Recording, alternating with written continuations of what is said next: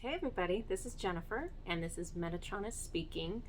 I received a message from Metatron a few days ago that he wanted me to share, and it started off with, and he does this sometimes, it started off with a feeling, so I'll get an emotion just out of nowhere that's not mine, and that's how I know he's trying to communicate to me. Almost always it's a message that he wants to give. So it started off with my heart hurting, like an emotional hurt in my heart.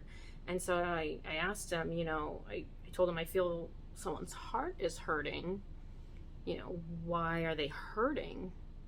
And so this is his message. Self-suffering, self-punishment, self-judgment. Sometimes those judged harshly as children continue to hear that harsh voice in their head long after their childhood has passed.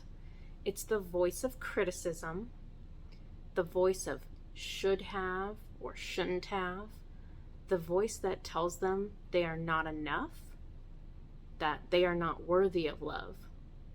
Even if their surroundings have changed and their companions are now loving, the voice can persist.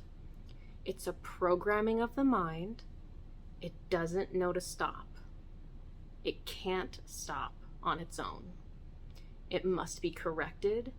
It must be rebuked by the owner of the mind. These thoughts are familiar guests, but have always been unwelcome visitors. It is past their time to return home and leave you in peace. Yet, the thoughts are so familiar. They have always been there, no matter how unwanted. It's perhaps a little scary to wonder what life would be like without them. Who would you be if you didn't put yourself down? Who would you be if you told yourself you deserved love and everything that you desire? Who would you be if you treated yourself as kindly and decently as you treat perfect strangers? When you keep your own love from yourself, you suffer. And why? What purpose is this suffering? Someone made a mistake when they criticized you, but you don't need to keep repeating their mistake as your own. Next time you criticize yourself, pause. Think about what you've said. Think about if it's really true. Think about whether it's helpful. Think about how it makes you feel to say that, to hear that. If it doesn't feel good, then make a new choice. Decide to try again and tell yourself something that is true and is helpful and feels good.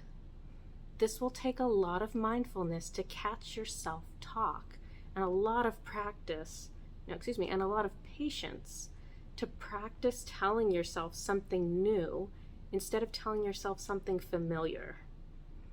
But you must break out of this pattern to set yourself free. This pattern will not cease on its own. You must be the one to take control of it. You must be the one to tell the critical voice that it's enough now. It has never helped you. It has only hurt you. It has only kept you feeling small when you are of the divine. It has held you back from joy and love and adventure and the freedom of loving yourself. It has held you back in fear of making mistakes. It has held you back in fear of others judging you. The time to act is now. Your freedom awaits. And that's the end of the message.